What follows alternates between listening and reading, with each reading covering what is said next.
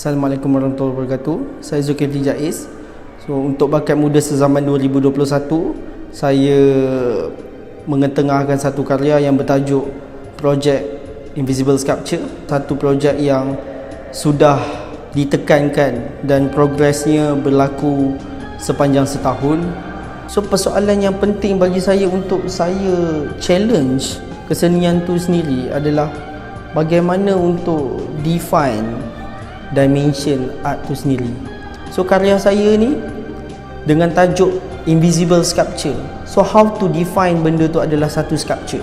By definisi, sculpture ataupun karya adalah berbentuk 2D dan juga 3D, which is ada form and then texture treatment ataupun sebagainya lah. Di mana kalau kita melihat keseharianan kita dipenuhi dengan instruction seperti signage ataupun amaran di jalan raya, di shopping mall, ataupun juga di manual instruction yang ada dekat panduan seperti IKEA.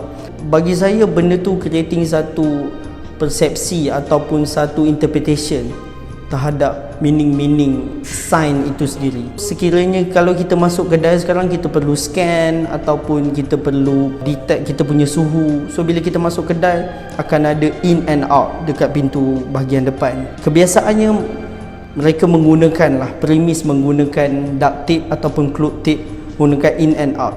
Secara tak sengaja, secara unconsciousnya, orang yang masuk ke dalam premis itu akan slowly mengikut instruction yang diberi. Bagi saya, karya saya ni dia bersifat memberi instruction. Saya menggunakan space Kapal Lori Art Space di Seri Iskandar, di rooftop Kapal Lori Art Space. Saya menilai data budaya dan informasi yang ada dekat sini lah, di mana peletakan site spesifik yang saya pilih, which is Kapal Lori Art Space, adalah di tengah-tengah antara cityscape and juga natural punya environment, which is hutan simpan lah.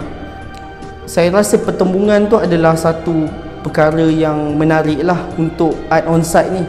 Bagaimana saya nak create consciousness ataupun kesedaran orang terhadap space itu sendiri. Seperti mana installation punya disiplin lah, penekanan terhadap space itself. Saya tidak menekankan terhadap form, di mana karya itu bernafas invisible. Invisible ni adalah perkara yang halimunan lah, yang orang tak boleh nampak. Apa yang saya try untuk challenge kat situ adalah perkara yang 3D and 4D. Bagaimana untuk create sculpture yang tiada formnya dekat situ. Definisi 3D tu telah dilanggar sedikit disiplinnya. Bagaimana possibilities ni boleh break lagi kesenian ataupun creative output yang ada dekat space tu.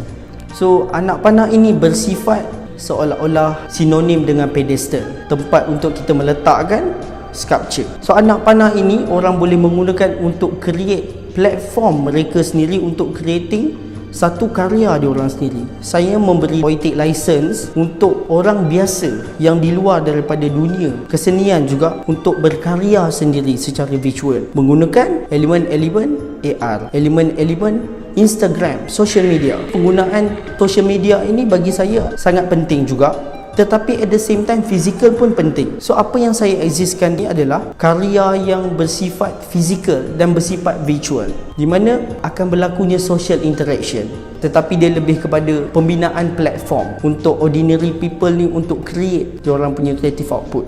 Artis itu adalah satu artis yang bercakap tentang permasalahan nature of reality dalam seni itu sendiri.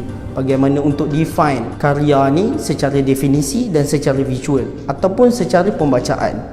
Maybe itulah kita punya persoalan tentang contemporary art ataupun kita punya contribution terhadap contemporary art itu sendiri. Saya hanyalah agent yang menyediakan satu pedestal baru untuk orang lain, di mana pertembungan atau intersection in between ordinary and artist itu telah diputuskan.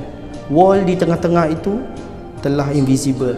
Semua orang neutral. Sekian daripada saya lah, agent pemberi pedestal.